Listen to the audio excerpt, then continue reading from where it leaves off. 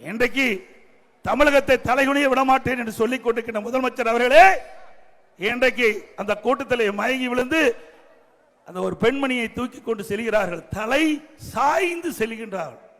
தலை நிமிர்ந்து இல்லை, தலை சாய்ந்து சென்று கொண்டிருக்கின்ற காட்சியை தொலைக்காட்சியிலே அத்தனை பேரும் பார்த்தோம்.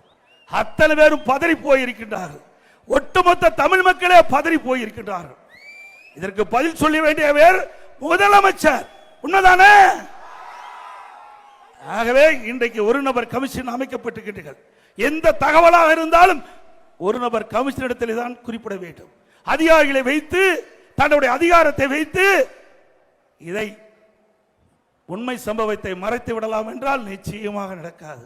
உண்மை சம்பவம் மக்கள் பார்த்து கொண்டுதான் இருக்கிறார் என்பதை முதலமைச்சர் உணர வேண்டும். அது மட்டுமல்ல, அங்கே இருக்கின்ற கரூர் நகரத்தில் இருக்கின்ற அங்கே இருக்கின்ற ஒரு முன்னாள் அமைச்சர் ஏன் பதற? ஏன் பதற? மடியில கனம் இல்ல, வழியில பயம் இல்ல. அப்படி இருக்க வேணும். ஆனா உன் பயம் தெரியுது, முகத்துல பயம் தெரியுது, உன் சொல்லுல பயம் தெரியுது.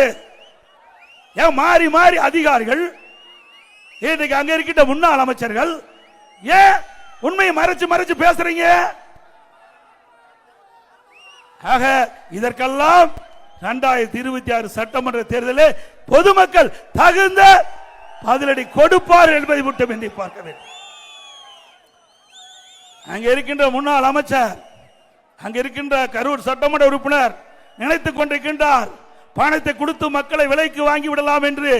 ஒரு முறை மக்கள் ஏமாந்து விட்டார்கள், இனி மக்கள் ஏமாற மாட்டார்கள். ஆக உங்களுடைய போலி கொலுசு கொடுக்கிறதெல்லாம் எடுபடாது.